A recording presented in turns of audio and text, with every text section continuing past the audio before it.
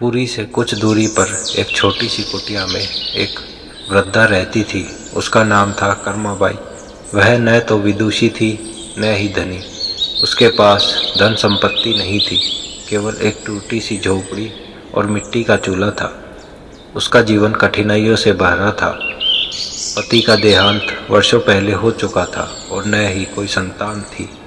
वह मजदूरी करके या कभी कभी लोगों के घरों में काम करके अपना जीवन यापन करती थी, पर उसके जीवन में एक ही सहारा था, भगवान जगन्नाथ। वह उन्हें केवल भगवान नहीं मानती थी, वह उन्हें अपना बालक समझती थी। जैसे एक माँ अपने बच्चे की चिंता करती है, वैसे ही कर्माबाई अपने प्रभु की चिंता करती थी। वह सुबह ब्रह्म मुहूर्त में कर्माबाई उठ जाती, आंखें खोलते ही कहती, जय जगन्नाथ स्वामी। फिर वह मिट्टी के चूल्हे में आग जलाती, चावल और दाल मिलाकर साधारण खिचड़ी बनाती। उसके पास घी नहीं होता था, मसाले भी सीमित होते थे। कभी कभी वह थोड़ा सा नमक डाल देती, कभी केवल पानी में उबाल देती। लेकिन जब वह खिचड़ी बनाती तो उसके चेहरे पर अपार आनंद होता। वह मानो अपने छोटे बच्चे के लिए भोजन बना रही हो।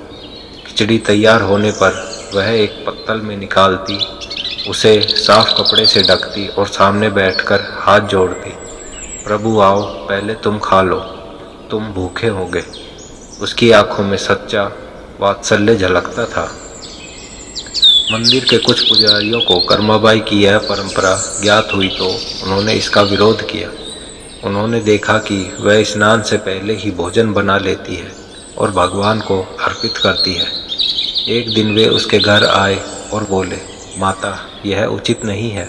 शास्त्रों के अनुसार पहले स्नान करना चाहिए, शुद्ध वस्त्र धारण करने चाहिए, तब जाकर भगवान को भोग लगाना चाहिए। कर्माबाई यह सुनकर घबरा गई।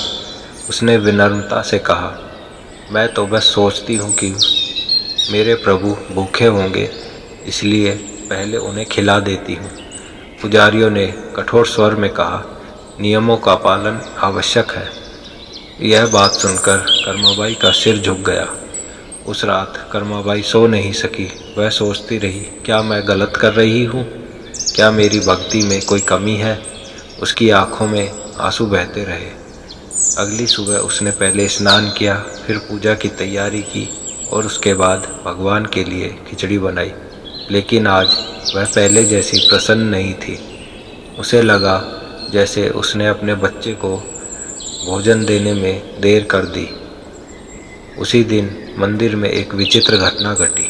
जब पुजारी भगवान जगन्नाथ को भोग लगाने गए तो उन्होंने देखा कि भगवान की अधेरों पर खिचड़ी के दाने चिपके हैं। सभी यह देखकर चौंक गए। मुख्य पुजारी ने सोचा, यह कैसे संभव है? हमने तो अभी भोग भी नहीं लगाया। उस रात मुख्य पुजारी के स्वप्न में भगवान ने दर्शन दिए। भगवान ने मुस्कुराते हुए पुजारी से कहा, मुझे कर्माबाई की खिचड़ी अत्यंत प्रिय है। वह प्रेम से बनाती है और आज उसने देर कर दी, इसलिए मैं स्वयं उसके घर जाकर खिचड़ी खा आया। कुछ देर बाद पुजारी की नींद खुल गई।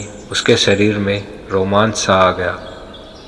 अगली सुबह पुजारी स्वयं कर्माबाई के घर पहुँचे और उन्होंने उसके चरणों में गिरकर कहा, माता, हमें क्षमा कर दीजिए। आपकी भक्ति महान है। भगवान स्वयं आपके घर आते हैं। यह सुनकर कर्माबाई आश्चर्यचकित रह गई और उसने विनम्र स्वर में कहा, मैं तो उन्हें अपना पुत्र मानती हूँ। माँ पहले बच्चे को खिलाती है, फिर स्वयं खाती है। पुजारियों की आंखें नम हो गई। उस दिन से किसी ने भी कर्माबाई के नियमों के लिए बाध्य नहीं किया। यह मान्यता फैल गई कि भगवान जगन्नाथ को बाहरी आडंबर नहीं बल्कि सच्चा प्रेम प्रिय है। मंदिरों में भी यह कथा सुनाई जाने लगी। लोग कहते हैं, यदि भगवान को प्रसन्न करना है तो कर्माबाई जैसा हृदय चाहिए। समय बीतता गया और कर्माबाई अब वृद्ध हो गई। एक दिन वह अत्यंत बीमार पड़ गई। फिर भी उसने खिचड़ी बनाना नहीं छोड़ा। उसने अपने कांपते हाथों से चावल दाल मिलाई, आंसू भरी आंखों से कहा, प्रभु, आज शायद मैं अधिक दिन नहीं रहूँगी, लेकिन तुम भूखे मत रहना। कहते हैं उस रात उसके स्वप्न में देखा कि भगवान स्वयं उसे अपने रथ पर बैठाकर वैकुंठ ले जा रहे हैं। सुबह जब पड़ोसी आए तो उन्होंने देखा कि कर्माबाई शांत मुस्कान के साथ देह त्याग चुकी थी। लोगों को विश्वास था कि भगवान स्वयं अपने प्रिय भक्त को लेने आए थे। यह कथा हमें सिखाती है कि ईश्वर के लिए बाहरी नियमों से अधिक महत्वपूर्ण है हृदय की पवित्रता और सच्चा प्रेम। समर्पण भगवान को भी भक्त के घर आने पर विवश कर देता है। भक्ति में अहंकार नहीं, केवल विनम्रता और श्रद्धा होनी चाहिए। जय भगवान जगन्नाथ। दोस्तों, आपको यह कहानी अच्छी लगी हो तो लाइक एवं सब्सक्राइब जरूर करें।